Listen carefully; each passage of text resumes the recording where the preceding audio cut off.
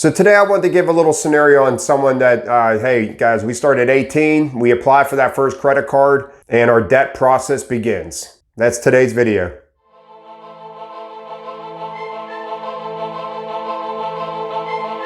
Hello everyone, welcome to Step One Finance. Guys, if you are subscribers, I sincerely appreciate it. If you are not, if you can subscribe, it's just a little click, hit the notification bell so you know when I post videos. Leave comments and gently tap the like button. So let's get to today's video. So today we're gonna start at age 18. Age 18, you go and you apply for your first credit card. We're gonna say you open up a credit card and you get approved for $500. So you just started your debt journey. You're so excited you got that $500, you go out, you buy a pair of AirPods, use it for Starbucks or whatever. So you just rack it up and before you know it, you're maxed out at $500. Your minimum payment's around $15 a month, so you just start paying that credit card.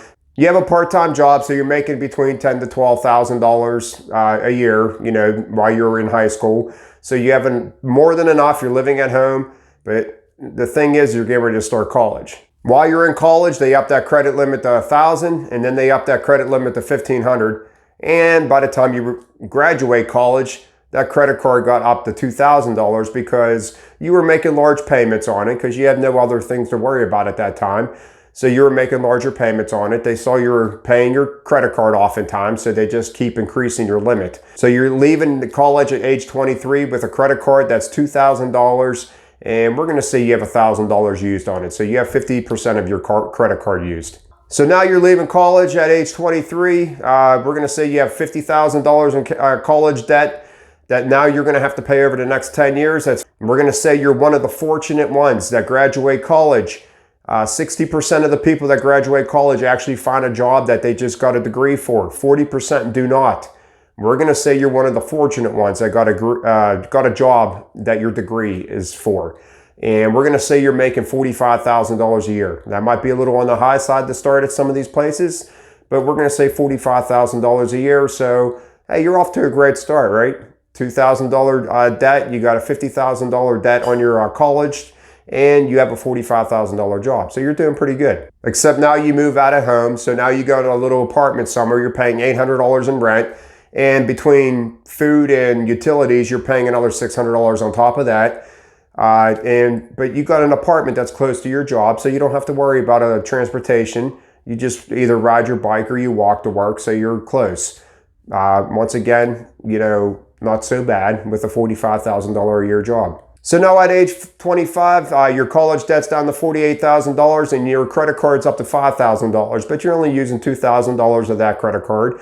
So not so bad. You're still off to a good start. But then, as always, life throws a curveball. Your job moves. So now you need a car. It's either you take yourself and you move to where your job moved, but you like the area that you're at, you like the apartment, you're close to home, you don't want to go too far away from home, so you stay in your apartment. So now you need to go buy a car.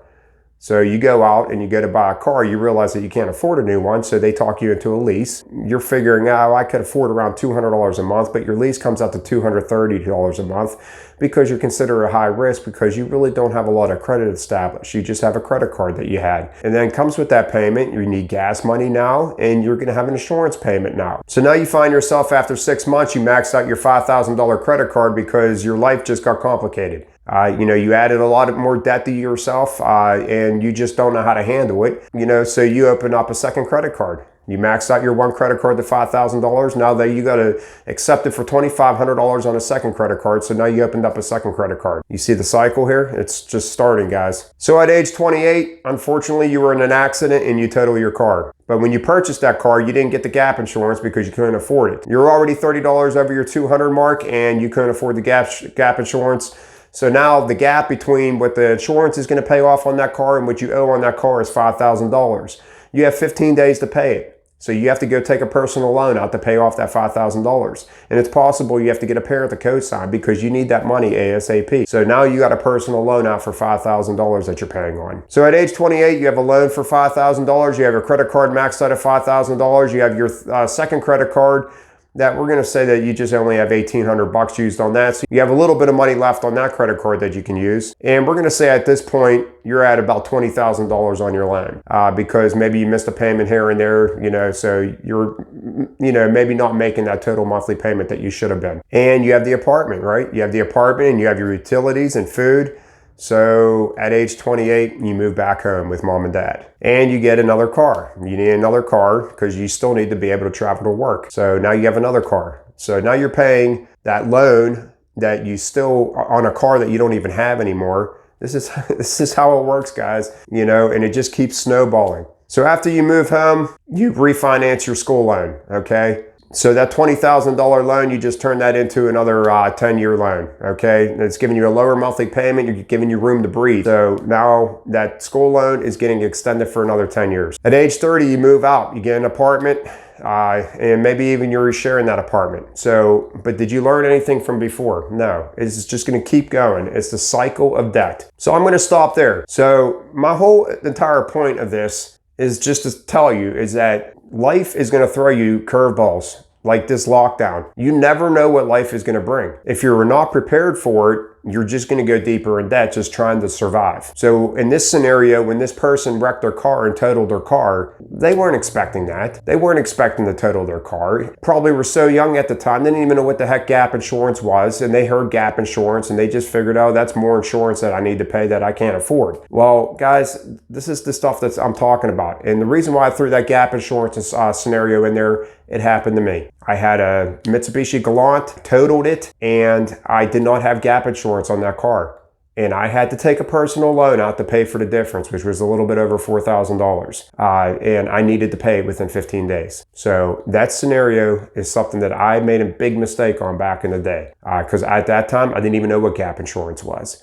And if they mentioned it to me back at the finance department, I'd probably just, whatever, you know, no, I don't need that because it's more money.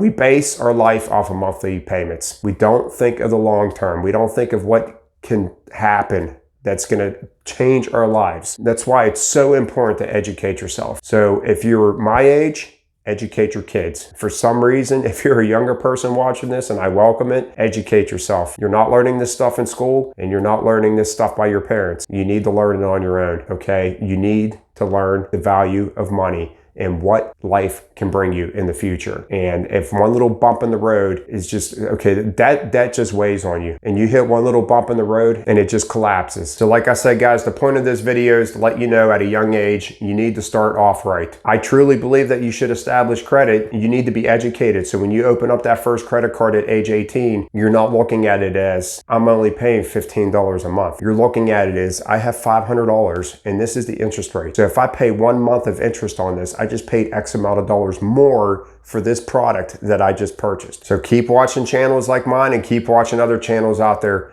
There's so many people that are dedicated to sharing this information with you guys, mistakes that we made, okay? Everything on this channel is mistakes that I made in the past. And I wish I was taught differently, but my parents didn't teach me that. Their parents didn't teach them that.